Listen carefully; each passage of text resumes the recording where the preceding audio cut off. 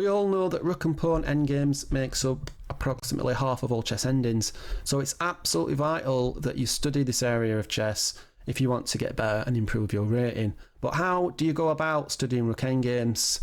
Isn't it difficult? Isn't it quite dull as well? Well, what if I told you there's just one chess book that you need? And it's a chess book that is the go-to rook endgame book for both Garry Kasparov and NO.1, was also studied by Soviet masters, but it's also suitable for the beginner, and all the information is packed into just 114 pages. Sounds too good to be true, right? But it's not, it's this one. It's a practical guide to rook endgames by Nikolay Minev. So imagine that you're white and it's an important tournament game. You know, you're low on time, as usually happens in the endgame, and things do not look good in this position. Right, black is on both of these pawns.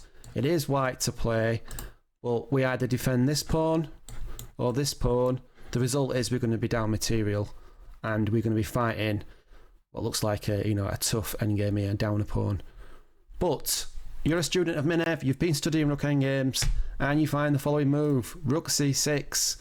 Rook c6 is a nice move.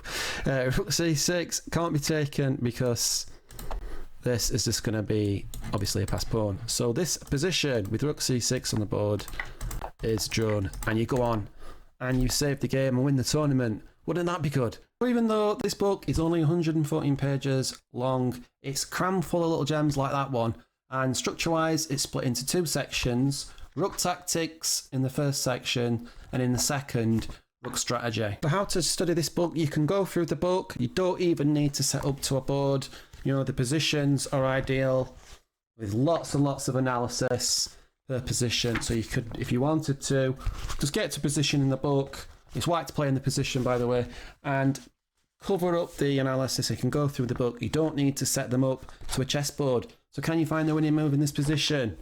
If you notice the original one, the original position I showed you, then the same thing here: rook c6, and black's busted. But what is recommended by the author in the book is to set up the position to a board and then get familiar with that position, but also play around with it a little bit. So what would happen in this position if the pawn, for example, was one square closer to promotion? Would it affect the patterns and the ideas?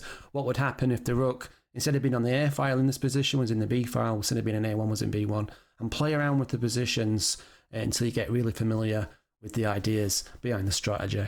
So yeah, I would recommend this book. I think this is an excellent book.